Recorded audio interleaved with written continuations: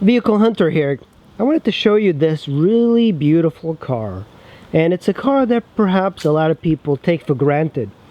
It's a car that saw a lot of people raise their families, and this is one of the cars that was most sold, especially in 1991. That's right, this is a 1991 Honda Accord. It's a fantastic looking car, and it's in perfect shape. Well, not perfect, but let me take you around, because this is probably one of the cars that doesn't have any rust on the entire East Coast. It's really fantastic looking. I really admire the look of it, because it looks kind of sporty, but yet it feels like it's still an average car. It doesn't seem like people are too drawn to it yet, but I think a lot of people have a lot of nostalgic memories of this car, because at one point this car was just everywhere. It's beautiful. Like, when you forget the fact that this car is a common car, you do really admire it. I mean, when you look at in comparison to a Toyota Prius, for example, the shape of the Honda Accord is so much nicer. It's got such elegant lines everywhere. So this one's a 1991 LX version, so it's not the EX, even though it's got the dual exhaust. That's an aftermarket thing that I put on. This one does have the very cool tail, but it doesn't really do anything. It's not a performance gain, but it does make it look a little bit sportier. Like, when you look at it, it does make it look kind of nice. It makes it look wider for some reason. It's also got wider tires, and it's very stable on the highway. And look at this, glass headlights. And normally now cars all have hazed up headlights, because, you know, it's just cheaper to manufacture. So these still use the stock headlights. Really incredible. The paint job on this is fantastic. It's been garage pretty much all its life, and you know, it's seen some damage, some accidents here and there. You can see the bumper does have some issues. It does have a tint to the windows. Let's look inside. So this, one thing I admire about the I admire about these Hondas, all the Hondas have a really high build quality. I think mostly in these years, but even like in the late 90s, I've seen the build quality really good. So these have like the power mirrors, automatic locks, power windows, electric locks. It does have like a little storage compartment here. The seats are in really good shape, even though it's got a cover, but the seats are really fantastic. They're holding up really well. And if you get cloth seats, then it really holds up well over time. So the steering wheel, there is no airbags anywhere. This thing does not have any sort of protection. And I am having some issues with the seat belt, but I'm trying to fix that. So the cool thing too about this car is, like, when you shut the door, the automatic the seatbelt comes up. I find it a little bit annoying.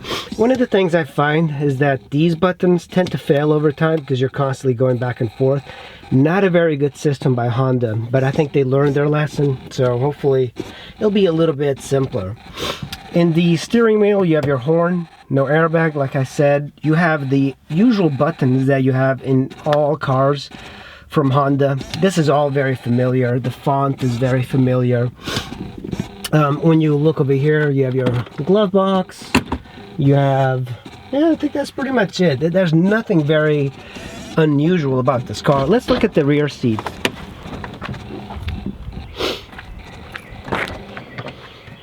You know, a lot of people that bought this car originally, they were raising families. And the car back here, it's got plenty of space. You can sit 3 people here, but it is a little bit scrunched up for the third. You have this armrest, which is really comfortable. But look at the shape of the seats. they're holding up so well. Normally if anything was leather or leatherette, you would get cracks everywhere, but this thing is just like so, it's such in good shape. And I mean, this car is from 1991. That's an incredible amount of time to have lapsed, and it's still in really good shape and it's still working. Let's open up this trunk. This is where the fuel and the trunk is. And you do have a retractable radio as well. Retractable radio antenna. There's a bunch of stuff in here, but you can see that there's quite a bit of space inside of here. And you can put quite a few luggage. I did own a 94 station wagon for a little bit. And, you know, those things are just so much more, you know, they're better for carrying luggage. It's so much easier because they have that shape. You can get this car in a wagon, but it's very rare. And I don't think it looks as good. I think the sedan style is just so much better looking than the station wagon style for this year. I like the next generation. It sounds much better. Let's go ahead and start this car. So you have to push in the clutch, put it in neutral.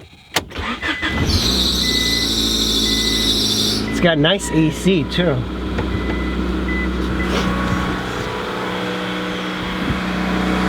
Idle goes up and down when it's kind of cold, and it'll dip down and it'll raise up. Right now it's idling okay. It's idling high, but that's normal, and then it should go down. But the problem is when it's cold, it I'm gonna open up the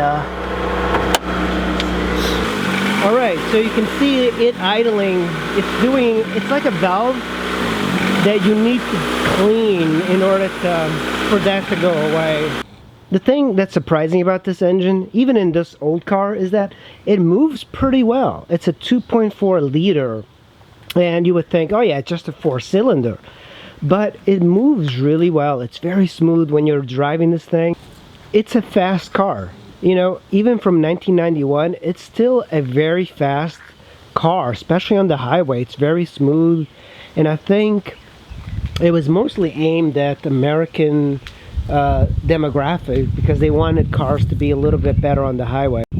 Now, one of the downsides, I think, is, you know, all these cars from the 1990s, they get pretty bad gas mileage. I know that a lot of people say that 24 miles to the gallon is not that bad, but it is pretty bad considering that a lot of cars these days have upwards of 30, and they're bigger, and they're SUVs, and those are non-hybrid. But this one, it was never great on gas. I think maybe at the time in 91 it was, but nowadays when you have, you know, even that a Nissan Frontier gets 26 miles to the gallon. That's 1999. This one gets 24. I don't know. What this car is now, it's not really a car that a lot of people would get for commuting. I think people are getting these cars now as show cars. You know, this one is a particularly good example because it's in such good shape. I don't think most people are going to get this car for commuting. I think people are getting this car for almost like a show car. It's a nostalgia car, and you know, you can see these on eBay or Craigslist, the marketplace, for very cheap, and people do buy them. I've seen them. People use like rusted out ones for commuting, but when you get a car like this that doesn't have the rust right here, especially on the East Coast, we are in DC, so this area, the wheel well gets a lot of rust, and this one had rust, but it was cut out and a new panel was re-welded, so it went on some very big modifications just to get rid of the rust. So this belongs to somebody that really likes it, and it's had some issues here. You can see these Hondas were very easy to break into, and people put like a screwdriver here, bend this out of the way, and they would get into the door. So that's an issue. Let me see. Come on, Sophie, get out. So you can see the automatic seat belts there. It's a really good looking car. from 1991. Alright guys, I really appreciate you guys watching, and I'm going to try and bring you new content every week, but you know, oftentimes I have to go ahead and buy cars in order to give you content. I'm not really interested in sports cars, new sports cars and stuff like that, but if you have a old car in the DC metro area, let me know in the comments below, and I'd be interested in like doing a little review of it. Just post up, and thanks for watching. I will see you in the next video.